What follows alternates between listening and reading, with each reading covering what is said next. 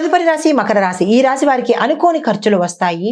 దీంతో పాటు రహస్య శత్రువులు మిమ్మల్ని ఇబ్బంది పెడతారు. వాళ్ళు రహస్యంగానే ఉన్నారు కదా, ఇంక ఇబ్బంది ఏముంది. మీరు ధైర్యంగా ముందుకెళ్లే ప్రయత్నం చేయండి. వెనక్కి అస్సలు తిరిగి చూడకండి. మీ పనిలో మీరు ముందుకెళ్ళిపోయే ప్రయత్నం చేయండి. కానీ పనిలో కొంత ఆలస్యం ఉన్నప్పటికీ కూడా నిరాశ చెందకండి.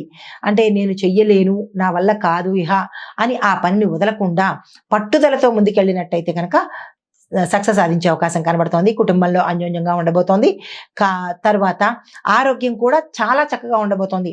ఈ ఒక్క చిన్న ఇబ్బందే, శత్రువులు అన్నాక ఇబ్బంది పెట్టడానికే ఉంటారు కదా, వాళ్ళని అస్సలు పట్టించుకోకండి. మీ దారిన మీరు ముందుకెళ్ళిపోయే ప్రయత్నం చేయండి. వాళ్ళే విసిగిపోయి వెనక్కి వెళ్ళిపోతారు. ఈ విషయంలో మకర రాశి వాళ్ళు అస్సలు బాధపడకండి.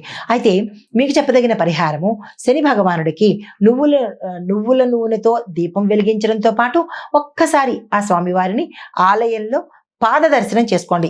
గుర్తుపెట్టుకోండి, ఎప్పుడు మీరు శని భగవాను నవగ్రహ ఆలయంలో దర్శించేటప్పుడు డైరెక్ట్గా ముఖం చూడకండి, పాదాలను మాత్రమే చూడండి. ఈ విషయం గుర్తుపెట్టుకోండి.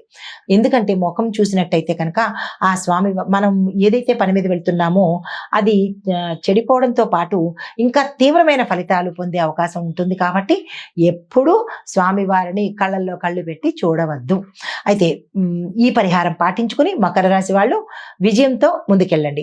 తదుపరి రాశి కుంభరాశి. ఈ రాశి వారికి స్నేహితుల యొక్క సహాయ సహకారాలు సమయానికి అందుబాటులోకి ఉంటాయి. సమాజంలో గౌరవం పెరుగుతుంది. కానీ కుటుంబంలోనే కొంత అస్తవ్యస్త ధోరణి, ఇబ్బందికరమైన వాతావరణము, రహస్య శత్రువుల వల్ల వాళ్ళు డైరెక్ట్గా అయిపోయే అవకాశం కనబడుతుంది. ఈ విషయంలో జాగ్రత్తలు తీసుకోండి. అయితే లాభదాయకమైన పరిచయాలు వస్తాయి. వాటిని సక్రమంగా ఉపయోగించుకునే ప్రయత్నం చేసుకోండి.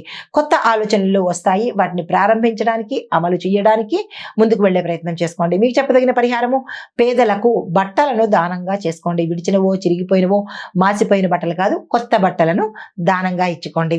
తదుపరి రాశి మీనరాశి. ఈ రాశి వారి యొక్క ఫలితాలు, ఉద్యోగంలో విజయాలు, అధికారుల యొక్క ప్రశంసలు, వారు మీకు అనుకూలంగా ఈరోజు ఉండడము, దీంతో పాటు కుటుంబంలో ఆనందంగా ఉండబోతోంది. కొత్త ప్రాజెక్టులు ఏమైనా తీసుకుంటే కనుక అవి సక్సెస్ అయ్యే అవకాశాలు కనబడుతోంది. అలాంటివి ఏమైనా వస్తే తీసుకునే ప్రయత్నం చేసుకోండి. స్నేహితుల సహాయ సహకారాలు మీకు ఎప్పుడు అందుబాటులో ఉంటాయి. ఒక వార్త మీకు సంతోషాన్ని కలిగించేటట్టుగా గోచరిస్తోంది.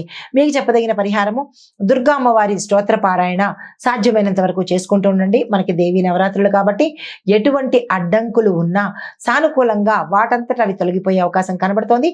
నిరాశ అస్సలు చెందకండి. ఇది మేషాది ద్వాదశ రాశుల వారికి చెప్పదగిన గోచారరీత్యా ఫలితాలు, పరిహారాలు, సూచనలు. నమస్తే.